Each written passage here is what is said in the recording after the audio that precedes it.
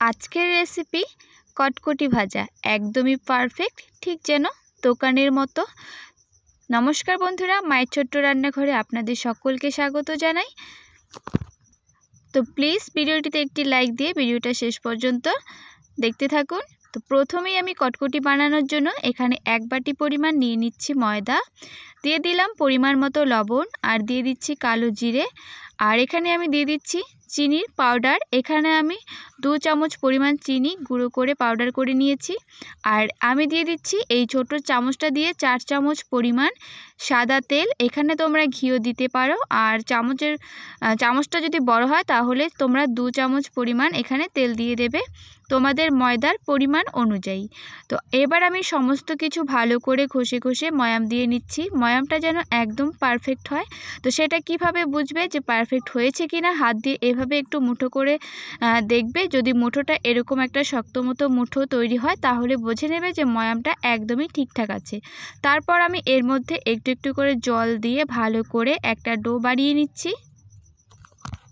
আর এই ডোটাকে কিন্তু একদম বেশি নরম করে মাখা যাবে না, একটু শক্ত টাইপের মাখতে হবে। একদম শক্তও না, একদম কিন্তু নরমও না। আর বেশিক্ষণ সময় ধরে মাখার কিন্তু কোনো প্রয়োজন নেই। তো এবার আমি ঢেকে রেখে দিচ্ছি 10 মিনিটের জন্য।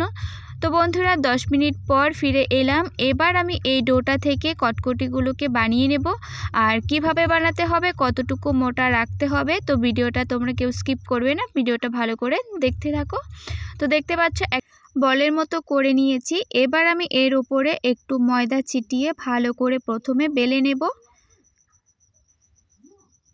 আর এভাবে কটকটি তৈরি করলে কিন্তু একদমই দোকানের মতন তৈরি হয়, একদম ভীষণই মুচমুচে। কেউ কিন্তু বুঝতেই পারবে না যে এগুলো বাড়িতে বানানো হয়েছে।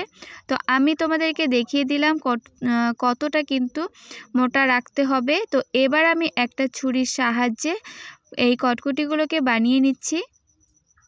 তো সবগুলো আমার কেটে নেওয়া হয়ে গেছে লম্বা লম্বা করে। এবার আমি ছোট ছোট করে টুকরো টুকরো করে নেব। তোমরা তোমাদের পছন্দ অনুযায়ী কিন্তু এই কটকটির পিসগুলোকে বানিয়ে নেবে।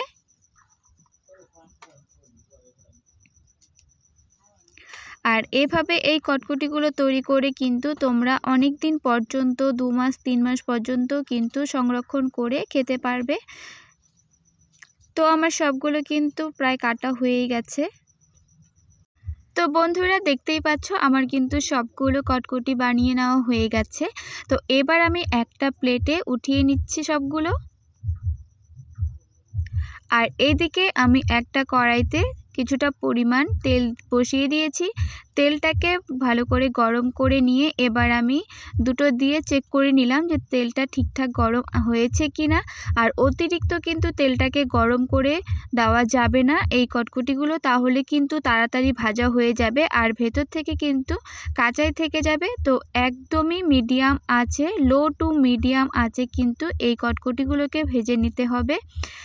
আর এই কটকটিগুলো দেওয়ার পর কিন্তু একটার সাথে আরেকটা যে লেগে রয়েছে সেগুলো কিন্তু ছেড়ে যাবে। তো দেখতেই পাচ্ছ সবগুলো কিন্তু আলাদা আলাদা হয়ে যাচ্ছে।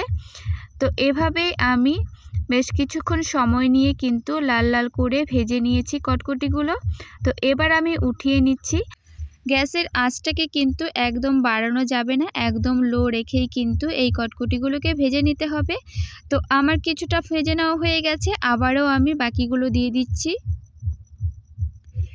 ঠিক একই রকমভাবেই কিন্তু আমি সবগুলো কটকটি ভেজে নিচ্ছি একদম মিডিয়াম আছে। তো দেখতে পাচ্ছ কিছুক্ষণ ভেজে নেওয়ার পর কিন্তু বেশ সুন্দর কালার চলে এসছে। তো আরও কিছুক্ষণ আমি এই কটকটিগুলোকে ভেজে নেব। আর এভাবে ভেজে কিন্তু তোমরা অনেক দিন পর্যন্ত ঘরে রেখেও কিন্তু খেতে পারবে, একসাথে অনেকগুলো বানিয়ে নিলে।